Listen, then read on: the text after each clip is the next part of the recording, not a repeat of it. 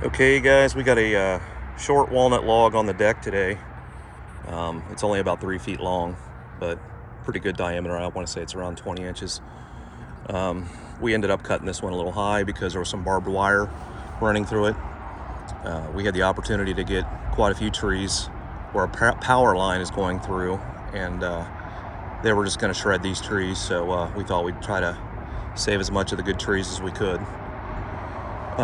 This one here has some barbed wire running at the top end, so we're going to try to take that out. I don't know if you can see that there. There's another one down here, and there's a spot up here. So my first cut's going to be a little deep just to try to miss that. And the reason I'm doing this short log, obviously, is because it's walnut, but we also do it for other reasons. It's not always about money. I had a guy that had a maple tree in his front yard and got struck by lightning, and he and his dad planted this tree when he was just a young boy, so there was some sentimental value in that particular tree, and he was going to make some woodworking projects out of it. So sometimes we got to get a little creative. I mean, I had to put a little backer board on my log stops because this one's shorter than the log stop distance. So, but anyway, a lot of you guys already know how to do that.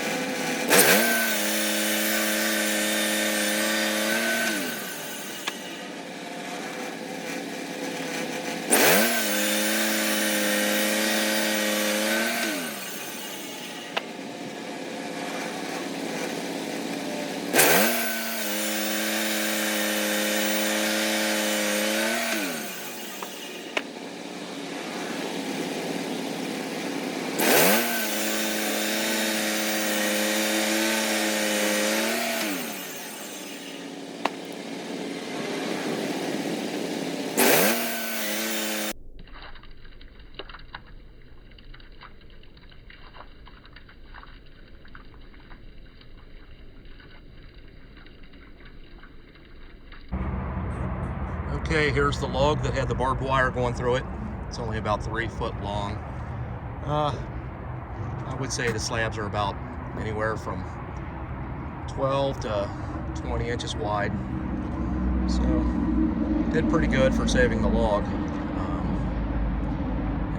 Like I said, this would have gone probably to firewood, or they would have probably brought it in forestry mulcher and just wasted this log. So we were lucky enough to get about, I don't know, I want to say 32 logs off of this job, and this is just one we had separated because of the barbed wire. We weren't sure if we were taking it or not.